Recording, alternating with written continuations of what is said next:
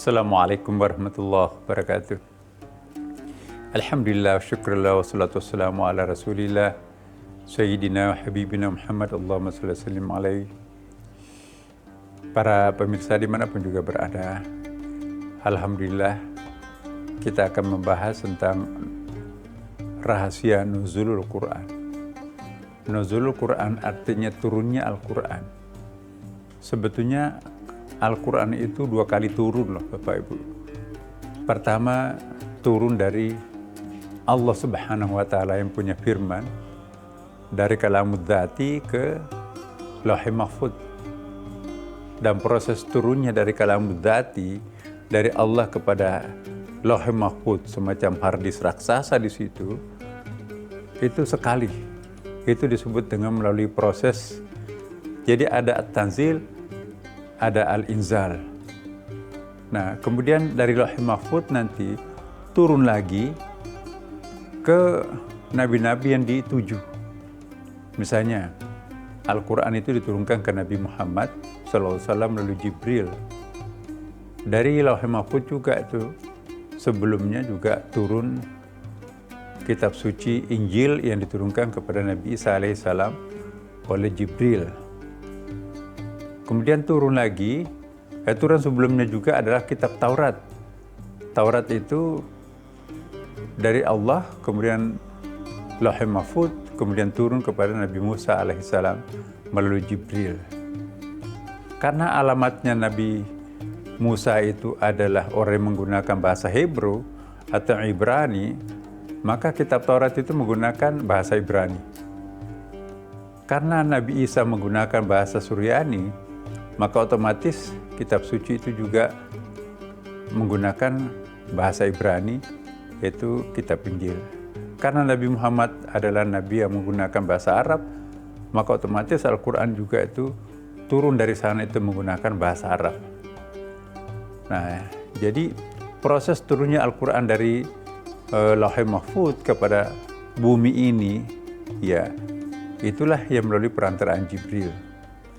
Kalau ada wahyu tidak melalui perantaraan Jibril, ya langsung dari Allah kepada Nabi Muhammad, itu disebut dengan hadis qudsi, tidak disebut dengan Al-Quran, walaupun sumbernya sama. Mana yang lebih utama, Al-Quran atau hadis qudsi? Tentu lebih utama adalah Al-Quran, karena ada protokol Jibril di situ terlibat. Sedangkan yang tidak melalui protokol Jibril, langsung inspirasi cerdas itu muncul kepada diri Nabi dari Allah Subhanahu wa Ta'ala, maka itulah yang disebut dengan hadis qudsi. Nah, para pemirsa, penting untuk kita bahas ini karena pertanyaannya banyak. Kenapa Al-Quran yang 30 juz itu diawali turunnya dengan Iqra' bismi rabbik, surah Al-Alaq? Kenapa bukan surah Al-Fatihah? Padahal penyusunan Al-Quran itu kan surah Al-Fatihah kan. Al-Fatihah, kemudian surah Al-Baqarah, kemudian disusul lagi dengan surah Ali Imran, surah An-Nisa, surah Al-Maidah, dan seterusnya. Sampai terakhir itu adalah surah An-Nas. Jadi, susunan Al-Quran yang ada sekarang ini tidak seperti turunnya Al-Quran kepada Nabi. Jadi kayak diacak begitu. Tapi setelah turun semua aja, maka itu kayak undo kalau di komputer itu kan. Maka kembali lagi utuh seperti sedia kala.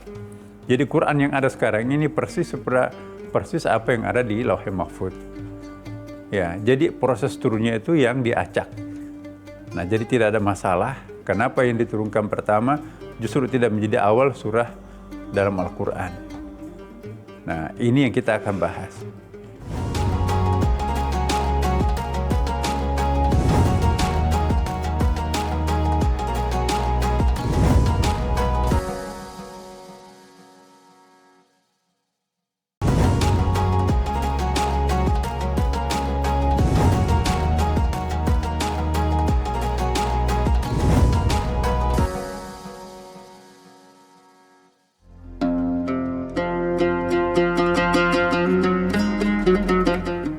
Para pemirsa, alhamdulillah setelah kita sedikit menceritakan tentang proses turunnya wahyu itu dari Allah Subhanahu wa taala ke Lauhul Mahfuz.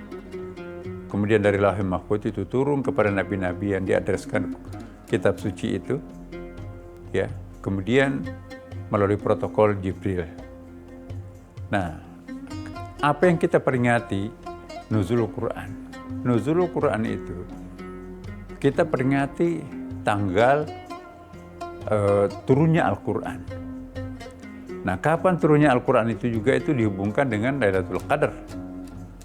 Nah, jadi ada dua hal yang tidak bisa identik, tidak bisa dipisahkan. Kalau Quran itu 17 Ramadan, ya, sedangkan Lailatul Qadar itu tidak bisa dipastikan apakah malam 17. Cuma kita diminta oleh Nabi untuk waspada terhadap malam ganjil 10 terakhir Ramadan. Ya kan? Misalnya 21, 23, 25, 27, kemudian 29. Itu potensi turunnya Lailatul Qadar. Sedangkan turunnya Al-Quran itu bisa dipastikan kapan. Sejarah ya membuktikan bahwa 17 Ramadan itu adalah malam nuzul Quran. Nabi Muhammad SAW menerima wahyu pertamanya di Gua Hira ketika ia sedang bertahanus, berhalwat seorang diri di puncak Gunung Hira dalam sebuah gua.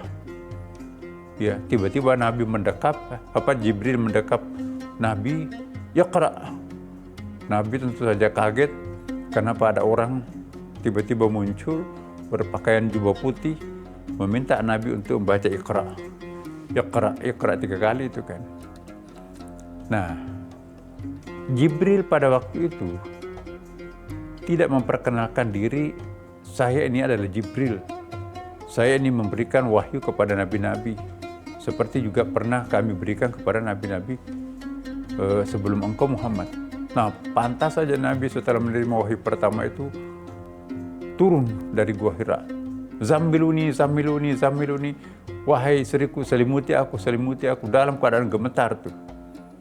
Ada apa ini? Ada apa? Kenapa kamu? Wahai suamiku, kata Khadijah. Saya didatangi perempuan. Saya datangi orang berjubah putih. Laki-laki berjubah putih menyuruh saya membaca, padahal saya nggak bisa membaca. Tengah malam nggak ada yang bisa dibaca. Orang itu sangat santun, menyuruh saya untuk membaca.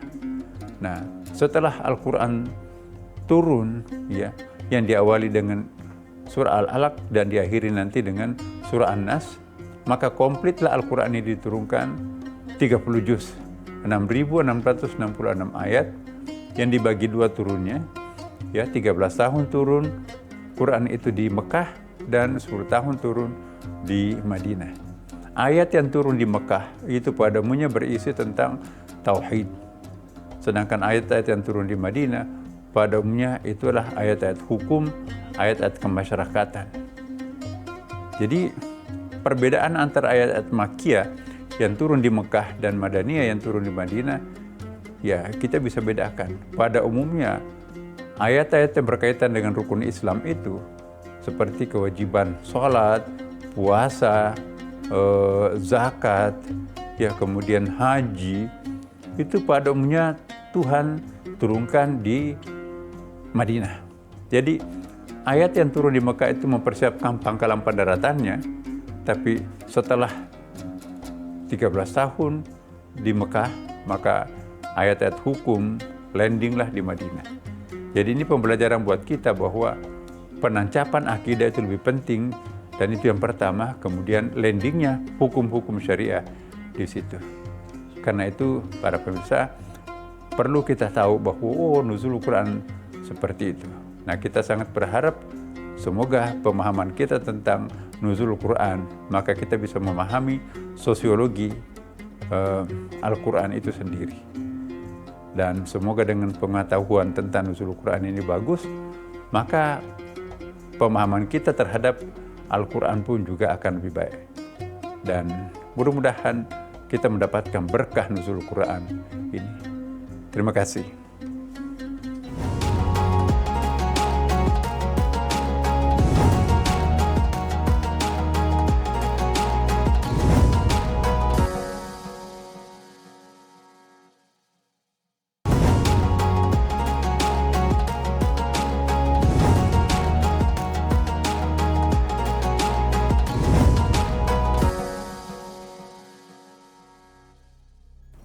Para pemirsa, untuk berkahnya pertemuan kita pada kesempatan yang sangat mulia, sangat istimewa ini, ya, marilah kita berdoa.